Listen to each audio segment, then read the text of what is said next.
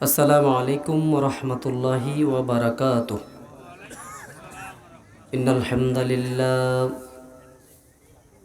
হামদালিল্লাহি নাহমাদুহু ওয়া নাস্তাঈনুহু ওয়া নাস্তাগফিরুহু ওয়া নু'মিনু বিহি ওয়া নাতাওয়াক্কালু আলাইহি ওয়া না'উযু বিল্লাহি মিন শুরুরি আনফুসিনা ومن سيئات أعمالنا من يهد الله فلا مضل له ومن يضلل فلا هادي له أي فلن تجد له وليا مرشدا ونشهد أن لا إله إلا الله وحده لا شريك له والذي لا ضد له ولا ند له لا مثل له ولا مثيل له لا وزير له ولا كفيل له لا شبه له ولا شبيه له لا ولد له ولا والد له وهو الواحد الفرد الصمد لم يلد ولم يولد ولم يكن له كفوا أحد ونشهد أن سيدنا ونبينا وحبيبنا وبشيرنا ونذيرنا وطبيبنا وطبيب أرواحنا وحبيبنا وحبيب ربنا محمدا عبد الله ورسوله أرسله بالحق بشيرا ونذيرا وداعيا إلى الله بإذنه وسراجا منيرا أما بعد فقد قال الله تعالى في كلامه المجيد والفرقان الحميد সকলে আমার সাথে পড়ুন আউযু বিল্লাহি মিনাশ শাইতানির রাজিম বিসমিল্লাহির রহমানির রহিম واعتصموا بحبل الله جميعا ولا تفرقوا واذكروا نعمة عليكم أو كما قال عليه الصلاة والسلام وقال النبي صلى الله عليه وسلم تركت فيكم أمرين لن تضلوا ما تمسكتم بهما كتاب الله وسنة رسول إن الله وملائكته يصلون على النبي يا أيها الذين آمنوا صلوا عليه وسلموا تسليما اللهم صل على مولانا محمد وعلى آل سيدنا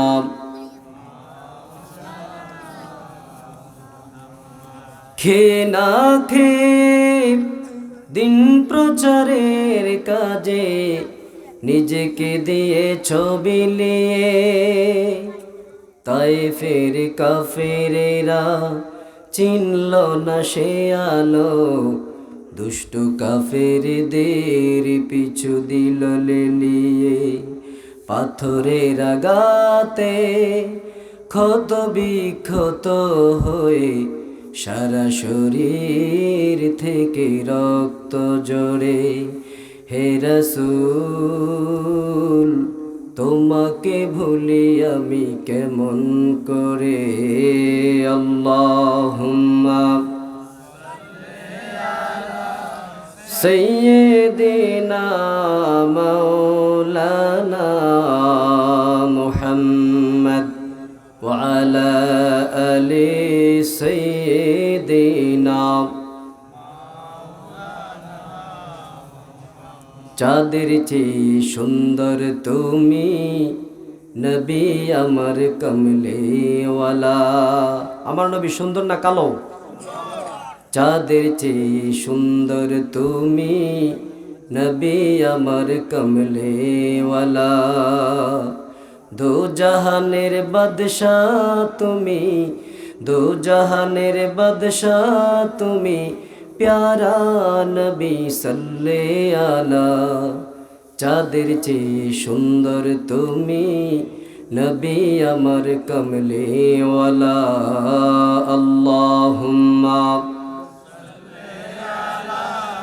সাইয়্যিদিনা মাওলানা মুহাম্মদ ওয়া আলা আলি সাইয়্যিদিনা।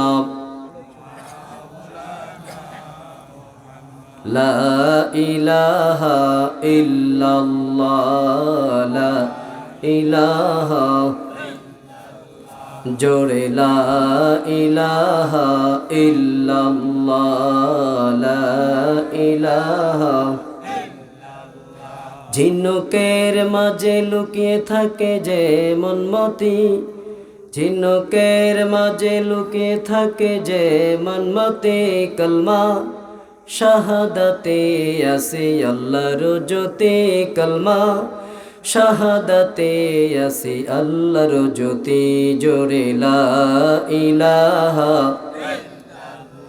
জোরে লা ইলাহা, লা ইলাহা ইল্লাল্লাহু মুহাম্মাদুর রাসূলুল্লাহ সাল্লাল্লাহু আলাইহি ওয়াসাল্লাম।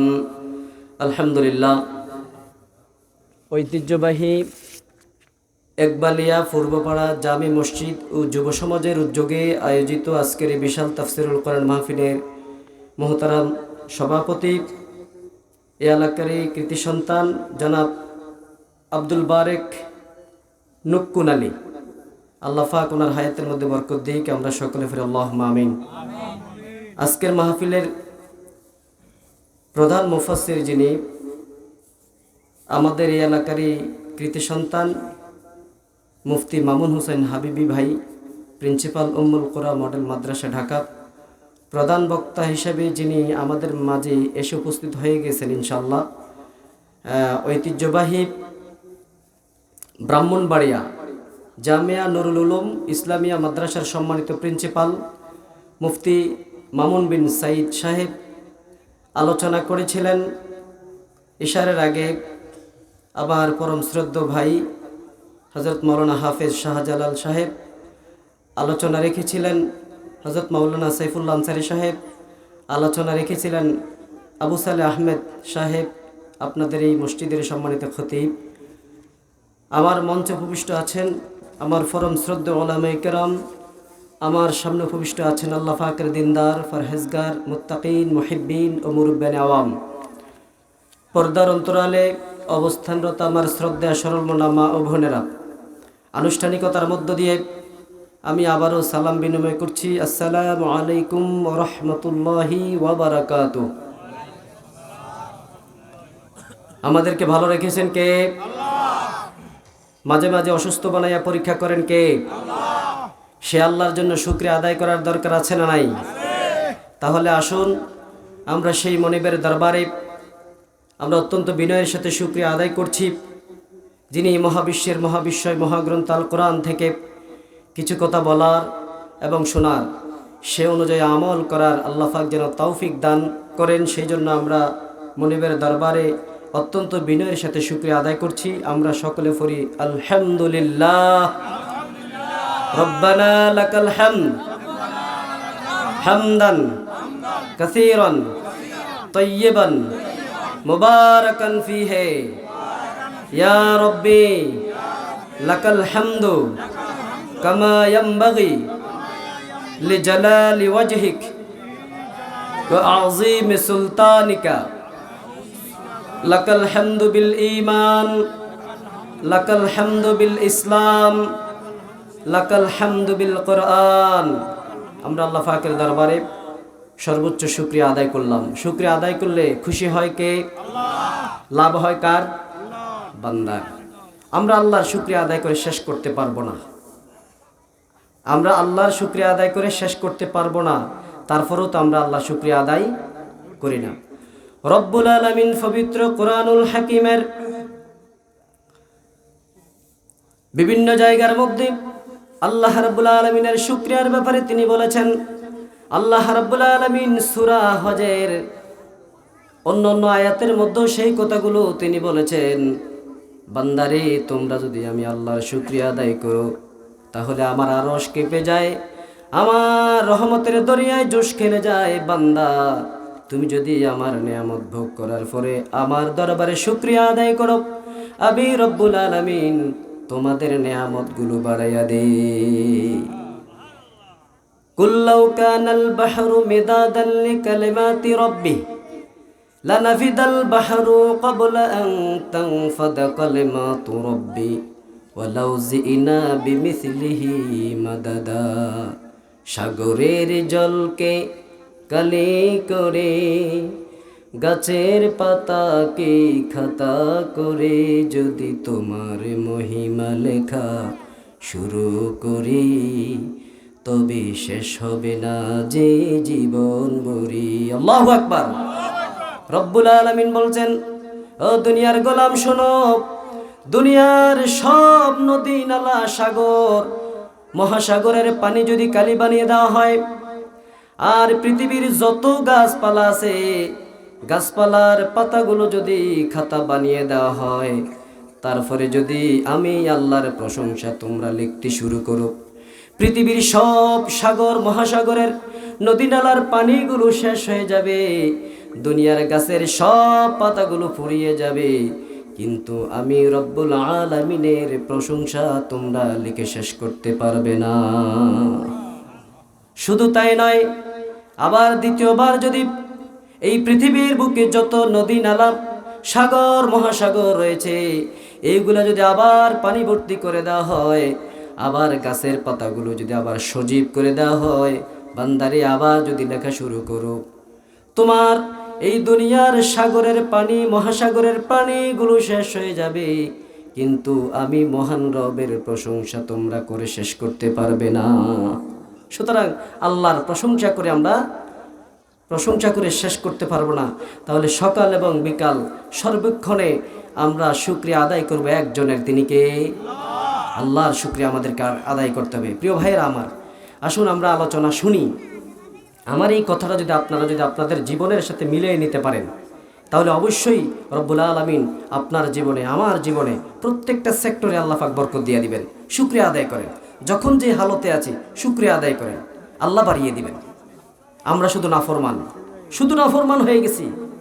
কত সুন্দর রাত, শীতের কনকনে রাত, আল্লাহ পাক সারা রাত আমাদেরকে ঘুম পাড়ায়, কিন্তু এত নিমক হারাম সকালবেলা উঠে আল্লাহর সামনে একটু মাথা নত করতে আমরা চাই না, আল্লাহকে একটা সেজদা দিতে চাই না, আল্লাহর দরবারে একটু শুকরিয়া আদায় করতে চাই না। আমরা নিমক হারাম। আল্লাহ পাক অনেক ধৈর্য ধরে আসে, আমরা নিমক হারাম হয়ে গেছি। প্রিয় ভাইরা, আসুন পাশাপাশি আমরা দরুদ পড়ি সেই মানবতার মহান শিক্ষক, বিশ্বসেরা বিশ্বনেতা মুহাম্মদ রাসূলুল্লাহ সকলে পড়ি সাল্লাল্লাহু আলাইহি ওয়াসাল্লামের উপর, যিনি ছিলেন এই পৃথিবীর বুকে একজন আদর্শিক পরিচ্ছন্ন রাজনীতিবিদ, যিনি ছিলেন একজন রাষ্ট্রপতি, যিনি ছিলেন একজন সফল বিচারপতি, তার প্রতি নাজিল হয়েছিল কোরআন। তিনি বলেছিলেন, ইয়া আইয়ুহান নাস কুলু লা ইলাহা ইল্লাল্লাহু তুফলিহুন। তিনি মানুষদেরকে দাওয়াত দেওয়া শুরু করলেন। তিনি বলছিলেন, দুনিয়ার মানুষ, তোমরা যদি সফলতার সারিতে আসতে চাও, তোমরা যদি বিশ্বের বুকে মাথা উঁচু করে দাঁড়াতে চাও, তাহলে তোমরা তোমাদের বলিষ্ঠ কণ্ঠে ঘোষণা দাও, আল্লাহ ছাড়া কোনো ইলাহা নাই, আল্লাহ ছাড়া কোনো মাবুদ নাই, আল্লাহ ছাড়া কোনো আইনদাতা নাই, কোনো বিধানদাতা নাই। ঠিক কিনা? আমার প্রিয় ভাইরা আমার, যেই মানুষটা এক কোরআনের আইনকে মেনে নিয়ে এই সমাজের মধ্যে তিনি একটা শোষণবিহীন সমাজ তিনি প্রতিষ্ঠা করেছিলেন, মানুষকে মানুষের দাসত্বের কবল থেকে মুক্ত করেছিলেন, যেখানে ছিল না কোনো মারামারি কাটাকাটি, নারীরা পেয়েছিল তাদের মাতৃত্বের অধিকার, শ্রমিকরা পেয়েছিল তাদের ন্যায্য অধিকার, যিনি একটা কোরআন ভিত্তিক সমাজ গঠন করেছিলেন, সেই নবীর প্রতি আমরা অত্যন্ত বিনয়ের সাথে দরুদ পড়ি। আমরা সকলে পড়ি, আল্লাহুম্মা সাল্লি আলা মুহাম্মদ, আল্লাহুম্মা বারিক আলা মুহাম্মদ। প্রিয় ভাইয়েরা আমার, রাসূলের প্রতি দরুদ পড়লে কেমন লাভ! যেই রাসূলকে আল্লাহ পাওয়ার জন্য সবসময় কাজ করে থাকেন, বিভিন্ন নবীরা আল্লাহরে পাওয়ার জন্য কাজ করেন, আমার আল্লাহ আমার নবীকে পাওয়ার জন্য কাজ করেন, সেই নবীর উম্মত আমরা। খুশি না বেজার? কথা বলেন, খুশি না বেজার?